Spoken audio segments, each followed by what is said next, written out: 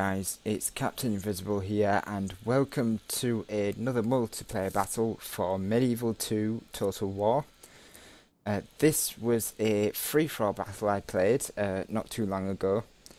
It is a high period battle, so only high period units were accessible. And the money is 8,500 florins, so a very low money high period battle. So as you can see, I am playing as France, and the other players for this battle were Dalapto playing as the Byzantine Empire. We've got Augustus playing as Poland, and then we've got Krychaz playing as Denmark. So the main reason I wanted to upload this battle was not necessarily how the battle ends, but more the sort of the beginning of the battle. You know, it's a nice set of rules. Speaking of the rules, it was I don't think there was a max on cavalry, but the rules were no guns, no elephants, and no artillery. So no horse archers as well. So yeah, the rules were sort of interesting, but yeah, more for the money and the high period free-for-all battle. That was an interesting setup. So immediately I noticed that the Byzantines have deployed behind me. I was going to use this town as a anchoring point, so I decided to move across to reposition and face the Byzantine Empire before they got the jump on me. And as you can see, I've got pikemen. France is one of the only nations actually that get pikemen in the high period. So I thought it'd be quite nice to bring France, especially considering that we had a Polish player on the sort of in the game. I knew that cavalry was going to be a problem, especially also considering there was no rule on the cavalry limit. So yeah, I brought pikemen and I've deployed them in a double line formation, as that's usually the best way to deploy pikemen. So yeah, other than the pikemen, I've got these crossbowmen that are going to start to screen out the enemy cavalry. I've got 2 units of these dismounted chivalric knights to hold the centre, and I've got 2 more units of mounted noble knights, and then 3 units of mailed knights just to add a cavalry bulk to my army, and a unit of peasants just to screen. So initially I wanted to push these crossbowmen up under the cover of the pikemen to start harassing the enemy. The crossbowmen see these spearmen in their targets and decide to open fire.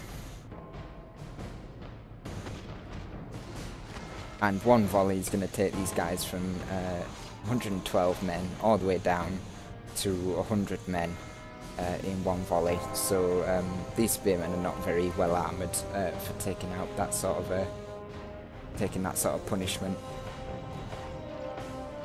And then I see that he's deployed his cavalry on this flank, which is going to be engaged by my own, and he's left his infantry completely exposed. So a cavalry strike is always in order with these things. So I'll make him pay for his for leaving his infantry unprotected. So some brutal cavalry charges in. And unfortunately, I think one of my cavalry gets bogged down. It's probably this one. So we end up losing more men than we have to. But I managed to get one out without too much trouble. And then I get, as they bog down the rest of his cavalry and get it surrounded and defeated. I just want to pause here because this was the reason I wanted to talk about this battle. A lot of players I see that have pikemen usually deploy them in the centre, but I found that actually deploying them on the flanks is a lot better. It's true that you need to protect the flanks of your pikemen, but fortunately this building's protecting the flank of this formation, and then the infantry's obviously protecting this flank, and then this flank was actually protected by my cavalry anyway, and then the infantry centre. So deploying them on the flanks was, you know, was not as bad as, you know, it didn't expose the flanks as you would expect. And also, these guys were able to help me defeat the spearmen and cavalry on this flank. So we've got a good setup here to aid our own cavalry in defeating the enemy cavalry without exposing our flanks too much. So the general's bodyguard comes in for a strike against my peasants, I believe, but he gets caught on these pikemen, and these pikemen are going to, you know, take down a few of his bodyguard units. Unfortunately, this general manages to get free for some strange reason from the pikemen, so that was a bit annoying. But yeah, as I said, the cavalry fight's is going on this flank, and we've managed to surround these Latincon with our noble knights, and with the male knight backup, it's going to rout those fairly quickly. This flank breaks under the pressure of noble knights and the pikemen, and the centre being held by the chivalric knights protects these pikemen, who are able to get into a nice formation and start poking away at these Byzantine infantry. You can see the double line at work. The front row is pushing into the infantry, and the back line is there to support them. Unfortunately, my micromanagement isn't that good with these pikemen, and what happens is these guys get left behind to soak up these ranging guard, and these guys push too far in and become bogged down then, and have to resort to swords. So not great in terms of my micromanagement of the pikemen. And as you can see, Poland comes in with some cavalry. He circumvented the entire town, and is now helping me clear up the Byzantine forces.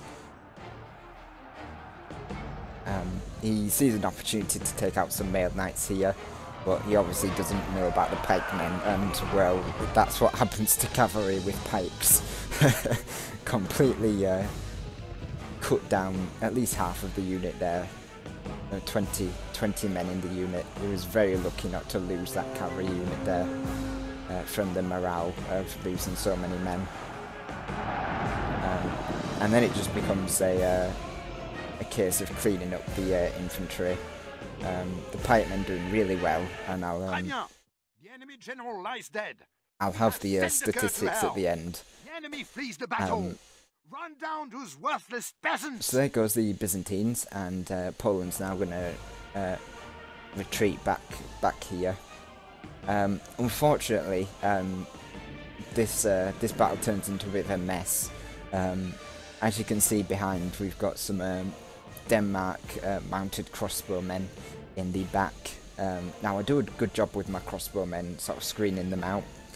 But the host wasn't too happy about, the host being Augustus, wasn't too happy about Denmark bringing mounted crossbowmen, and we have a bit of a skirmish, we have a bit of a tussle. I send my cavalry in and try and screen out these crossbowmen, but in the end,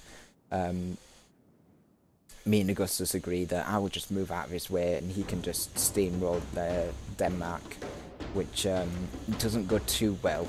These Danish mounted crossbowmen do some real damage to the Polish infantry, and the Polish cavalry gets bogged down with the Danish infantry over here. He's got sort of this formation where he just spams these peasant archers and then just sort of absorbs the enemy cavalry with his infantry, and it works quite well actually.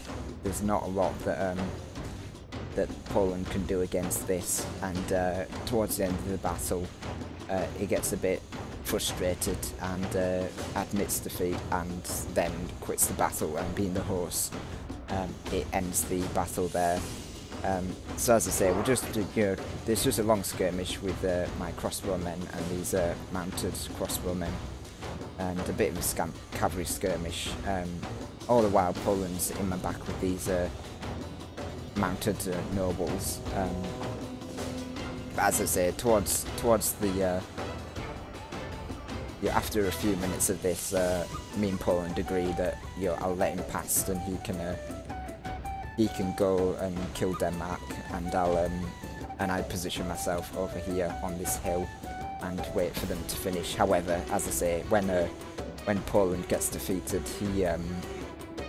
he quits out of the game, and it ends the battle there. But I just wanted to show you the carnage here. The carnage of the pikemen against all this infantry blob, and the cavalry charge from my noble knights against this infantry. Never leave infantry exposed like this, because this was just 2 noble knights, and it absolutely destroyed at least 2 units of infantry there. The poor Polish cav against those pikemen. A bit of a micro-management blob, I think, there from him. And this is where the other pikemen were just stopping these cavalry and spearmen and the general's bodyguard.